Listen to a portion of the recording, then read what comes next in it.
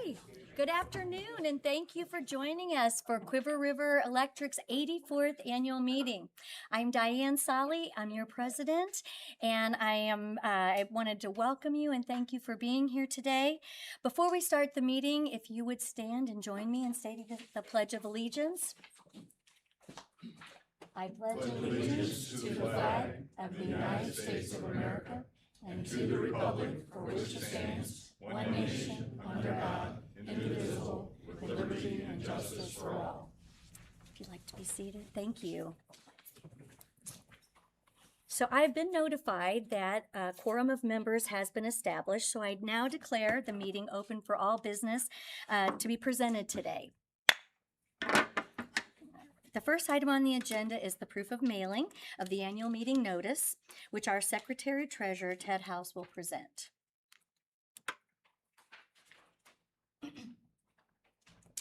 Thank you, Diane. Good afternoon, everybody.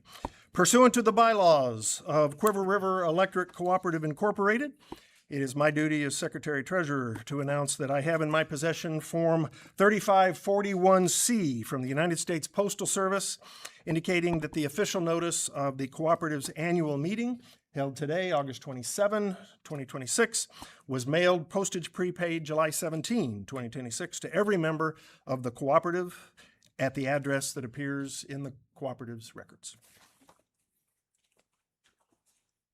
Thank you, Ted. At this time, I would like to introduce your Cooperative's current Board of Directors by county and district.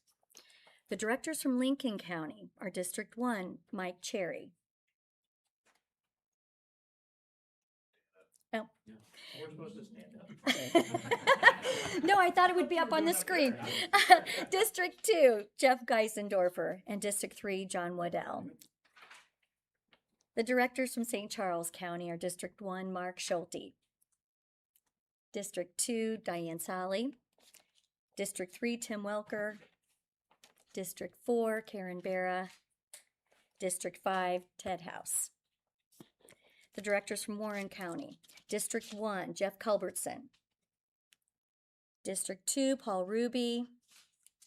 District 3, Phil Dunk. And the director from Pike County is Walt Gregory. Thank you all so much. At this time, I'd like to thank the nominating committee for their time preparing for today and serving as election officials. We have from Lincoln County, Carrie Klump and Mark Harvey. I'd like to stand.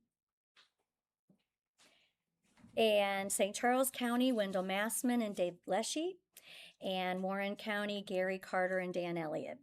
We appreciate your help. Thank you so much. Now I would like Sean Battagler, our attending attorney, to step up to the podium to conduct a very important part of our meeting, the election of your board of directors. Sean.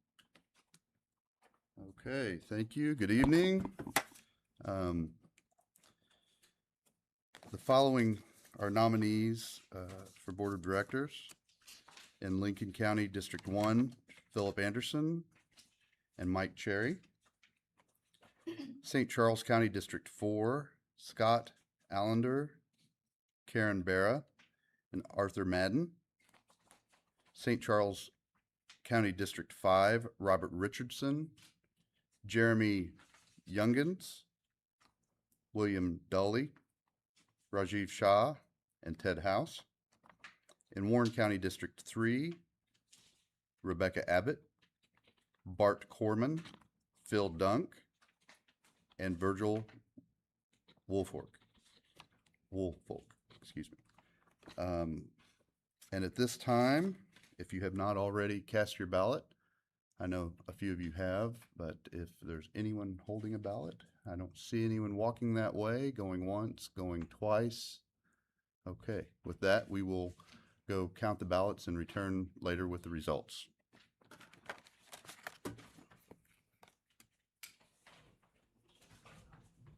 Thank you, Sean. The next item on the agenda is the approval of the 2025 annual meeting minutes.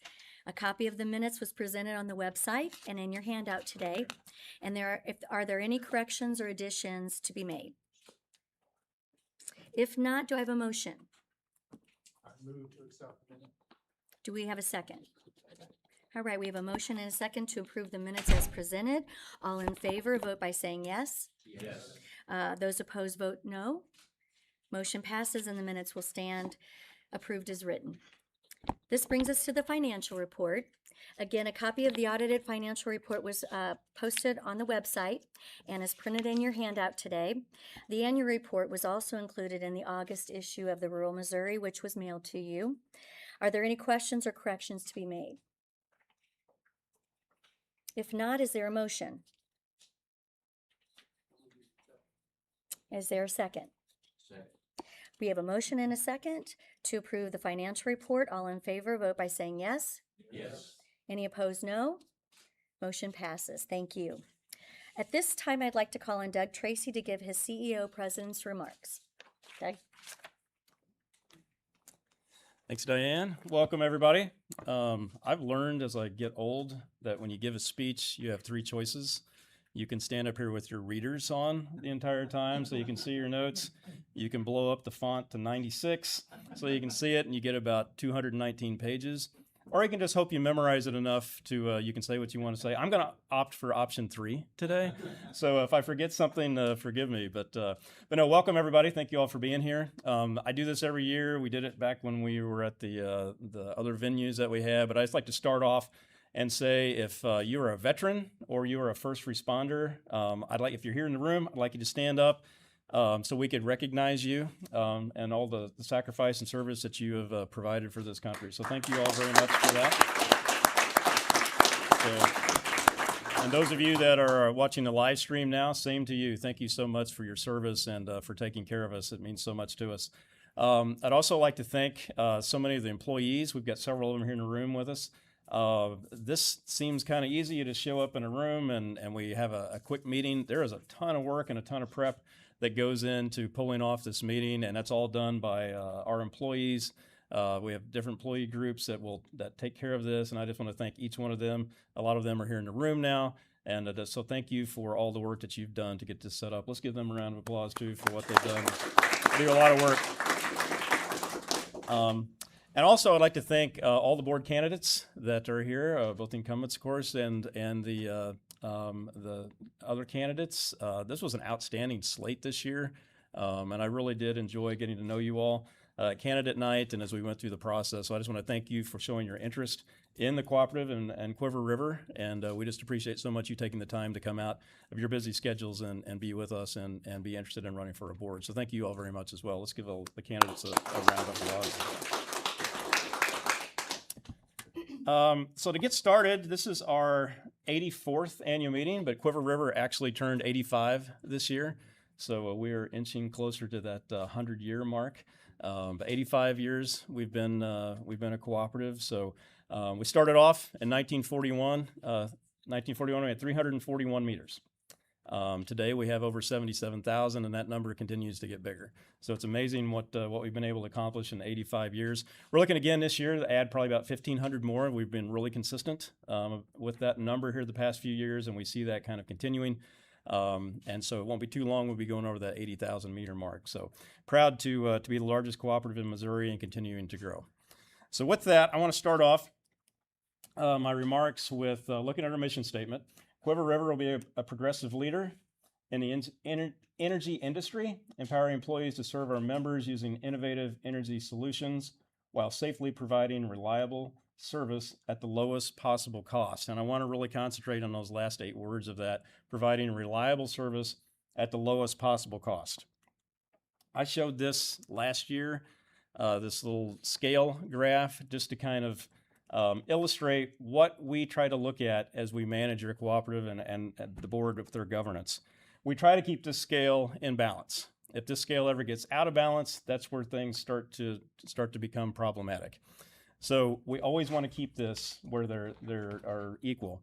It's no surprise and it's no big news that your rates have been going up. Your rates have gone up the last few years, and as you hear my remarks, you're going to learn that they're probably going to go up a little bit more. And you're saying, wow, this is a great way to start your speech, Doug. Can you give us any good news here? But what I want to do is I want to try to explain why they are going up. There's a lot of information going around today in the electric utility industry on why there's increases. And I want to try to explain, we want to be transparent and show you kind of why your rates are going up, what's causing the increase. So number one, infrastructure cost continue to rise. The last 6-7 years, we have seen cost increases of anywhere from 40, 50, 60%, depending upon what the material and equipment is. That is still there, and they continue to rise. Some of that's supply and demand. It's getting harder to get supplies, and when you can't get them, you pay more for them than what you used to, and that's all across the board. Part of that, when we need that equipment and material inventory, is part of our work plan. So think back to the scale on reliability. We have almost 6,000 miles of electric line, about half and half between underground and overhead. That has to be maintained. It has to be upgraded, or that reliability side is going to suffer.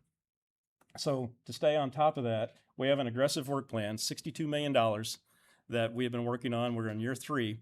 And you can see from this slide several of the things we've accomplished just in the past year. 25 miles of voltage conversion on our wire because of the growth, and then also then adds to reliability. With those voltage upgrades, we're able to provide much more reliable service. We've changed out 1,000 poles just this year, also to provide reliability. These 5 substations, I'm not going to get into every one of those that we've done work on just in the past year, but again, all of this is for reliability. Sometimes we forget that this electric grid, I just said we're 85 years old. That means that electric grid, parts of it are 85 years old. We try to upgrade those as much as we can. It's a constant maintenance process. So $62 million work plan is part of what we do to help maintain reliability and keep the grid secure. But $62 million is a lot of money, but that's really not even the big piece of increases that we're seeing here at our cooperative, which is then in turn creating a need to raise rates. So this is a map of the North American Energy Reliability Corporation. We call it NERC. They are an independent organization that their whole job is to determine how reliable is the electric grid going to be for the coming year. So it has the United States and Canada. Anything that you see in red means that is a high risk in normal conditions. This is not talking about winter storms, summer storms, anything like that. It's just normal conditions. There's a high risk that there's going to be a reliability issue. So you can see there's a lot of red. This was the graph last year. There wasn't quite as much red last year. There's a little bit, but this year much more red. So this is an issue that's around the country right now on how do we continue to provide enough capacity to meet the demand that's out there. Now, I do have some good news. The good news is what you're looking at is regional transmission organizations, RTOs. Cuivre River is not part of an RTO. So while you see a lot of red, even around the Missouri area, we are not in that. So we try to kind of manage our own destiny being outside of an RTO with our generation company. So another RTO, PJM, Pennsylvania, Jersey, and Maryland. Why is your electric bill going up? Well, you can see the highlighted part there where it says that there are not enough power plants committed to meet future demand. So that is kind of what is going on around the country right now. And this is a big reason why. There's been a lot of plants that have been retired over the past few years.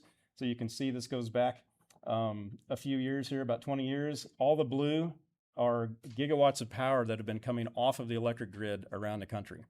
So we've got generation capacity coming off and we have demand going up. That's a bad combination.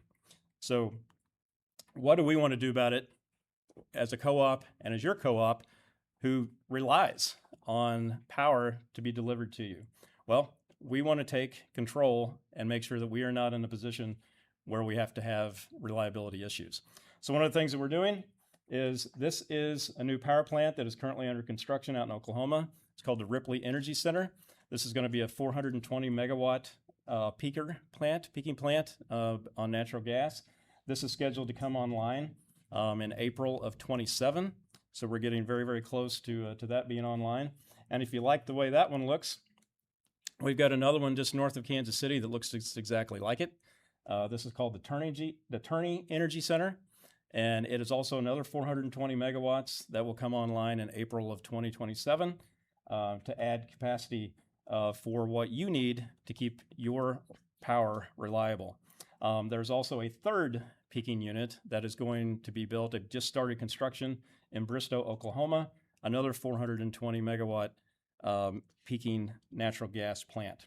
So with all that, this is the reason why we're building these plants. I just showed you the graph of what's going on around the country with reliability issues. We don't want to be part of that graph, part of that problem. So you can see the orange line on this graph is the capacity we currently have from our generation cooperative.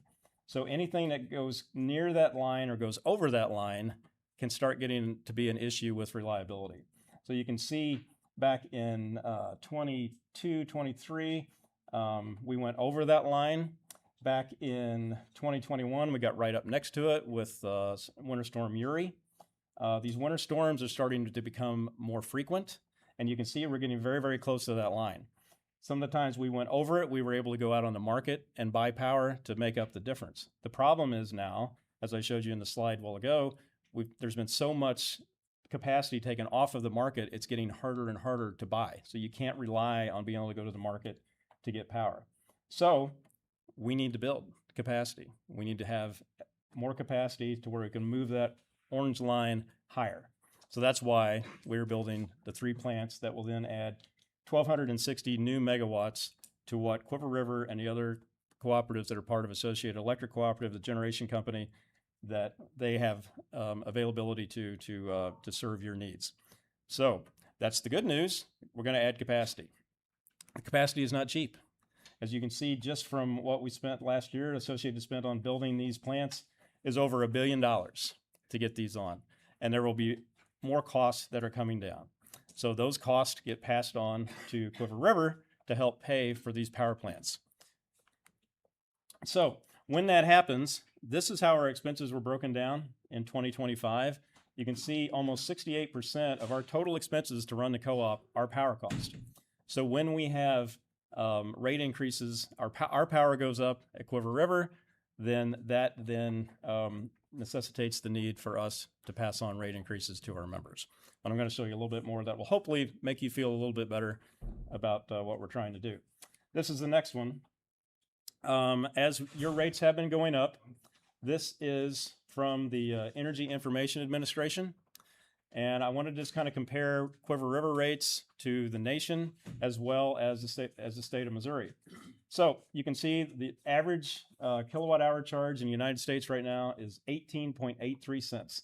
And that's gone up 7.4% just since last year.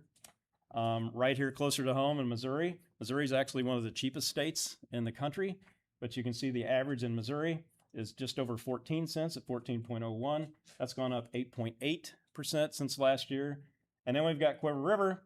Your rates went up 2.36% since last year, but with our tiered billing, it comes in at 0.0982. So we're still under that 10-cent mark with our tiered billing. So that means that even though our rates are going up, Cuivre River is still 42.7% under the Missouri average, and then we're almost half, 91.8% of what is the average charge for the United States.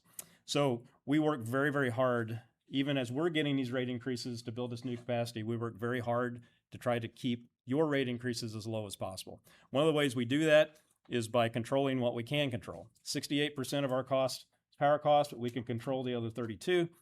We are actually, again, we just got a benchmark study here a few weeks ago that shows that we're in the top 5%. There's 900 cooperatives, electric cooperatives in the country. We're in the top 5% of managing controllable expenses. So we try to keep those down as far as we can. The growth also helps us keep some of those costs down. So the short story is your rates are going up. Your rates will continue to go up some, but we are going to try to manage those as well as we can. The reason those are going up is we can have the capacity that you need and expect to keep your power going when you need it the most. So these power plants have been in the works for years. This is not anything, you don't wake up one morning and decide to build a power plant because some kind of load is coming. These have been in the works since 2019, 2020, because we could see the curve and where it was heading. So I hope that helps explain what some of the rate increases are about, and I hope you can understand that every decision that is made, we always start with how does this impact the members, and we're trying everything we can do to keep those costs down as much as we possibly can. So remember this. So your costs are going up on the left side. It's so we can keep that reliability side on the right side in balance. So let's talk about something, money going back to you instead of your rates increasing. So capital credits, it's what makes us part of a co-op. One of the cooperative principles is member economic participation. We do that through the capital credits that we return back to you, our members.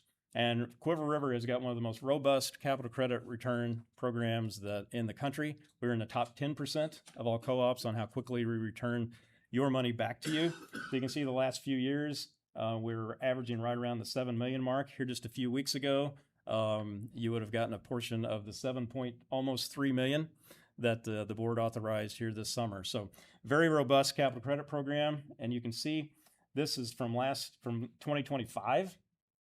We're more than double what the average was. We're 4.63% of our equity we returned back to you in 2025 versus an average of 2%.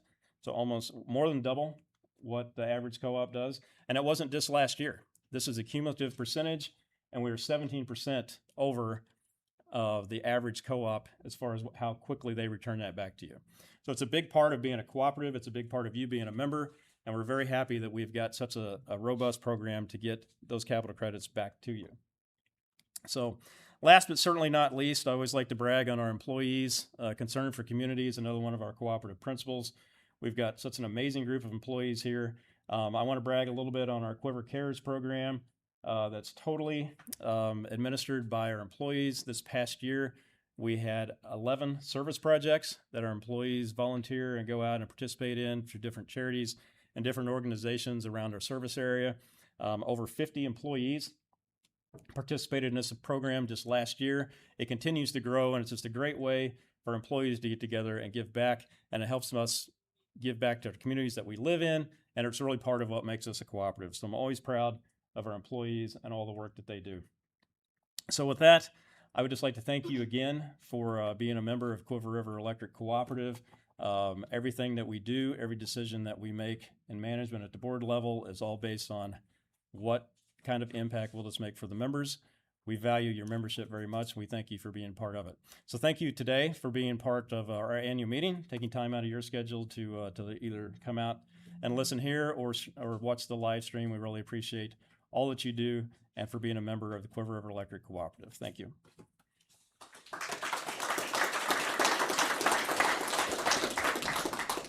Very nice. Thank you, Doug. And that is so true. All of the decisions that we make every month in the boardroom is keeping in consideration what's best for the membership, because as board members, we're members as well. So we definitely are trying to do what's best for the membership. And it's my honor to be here today and serving you and Cuivre as a board member. And during my remarks, I try to discuss activities and topics that you all might be interested in, and hopefully help clarify certain aspects of cooperative membership. This year, I would like to discuss right-of-way maintenance, what it entails, and how we can assist Cuivre in boots-on-the-ground way. As Doug mentioned, building capacity helps ensure reliability. Infrastructure is another way to ensure reliability. Survey responses from our membership have continually listed reliability as their #1 priority. Right-of-way clearing strengthens our system's infrastructure and helps ensure reliable power. When limbs encroach on power lines, it's a matter of time before a storm, heavy winds, or ice cause the limbs to break and potentially affect service. Being proactive and identifying potential issues is an important measure for maintaining infrastructure and supporting efforts to provide reliable power. Currently, Cuivre uses 3 right-of-way maintenance methods: agrochemical application, tree trimming, and hotspot issue reporting. We also use a 5-year maintenance schedule. Our system is divided into 10 clearing zones, with 2 zones scheduled for clearing each year. Once all 10 zones have been addressed, the cycle begins again. We establish this time frame based on growth charting of trees and underbrush. When a member's zone is scheduled for routine clearing, we provide advance notice by mail and email, and this gives members time to understand that clearing will take place and to contact Cuivre with questions or concerns. The agrochemical treatment is used only on woody vegetation that could likely grow into or contact poles and power lines, and this cost-saving approach has proven very effective for our co-op over the years. For tree trimming, contracted companies send crews to trim and other vegetation is needed. This helps maintain appropriate clearance around power lines and other electrical infrastructure until the next scheduled maintenance. And finally, as boots on the ground members, we can call Cuivre to report trees or vegetation on our property that may create an immediate concern around power lines and poles. These reports are considered hotspot issues, so employees are then dispatched to investigate the concern and determine what clearing or trimming is necessary. So if you see a potential hazard on your property, please contact the main number and report the issue to a Cuivre employee. So all in all, for our system, the combination of advanced communication, scheduled maintenance, and member-reported hotspot issues helps Cuivre maintain the vegetation clearance needed to keep the electric system safe and reliable. So be sure that Cuivre has your most up-to-date address, phone number, and email so that they can reach you when your zone is ready for maintenance. Thank you. Election results. I'd like to again thank the nominating committee. We appreciate your participation, and I'd like to have Sean Battagler return to the podium to give us the election results.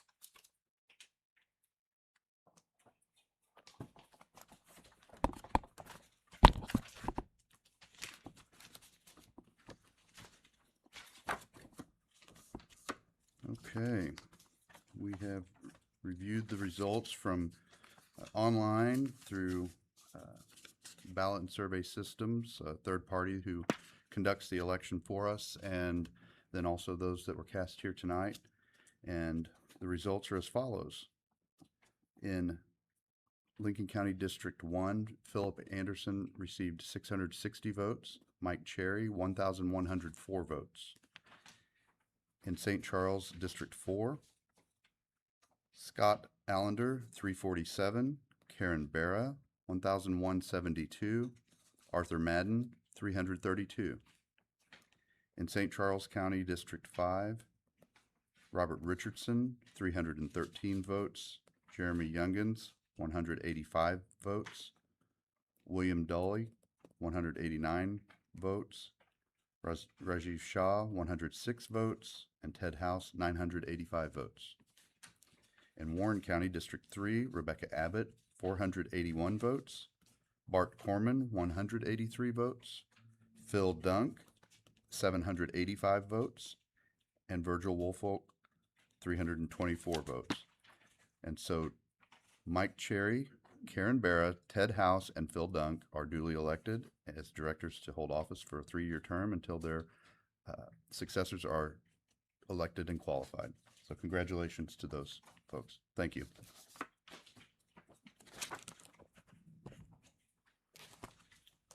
Thank you, Sean.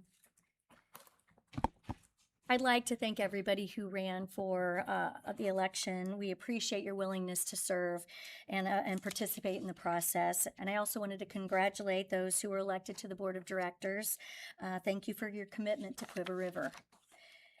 So looking at the agenda, is there any new or unfinished business to discuss? If there is no further business to discuss, I'd like to thank each of you for being part of this year's annual meeting, and I now declare the 2026 annual meeting of Cuivre River Electric Cooperative adjourned.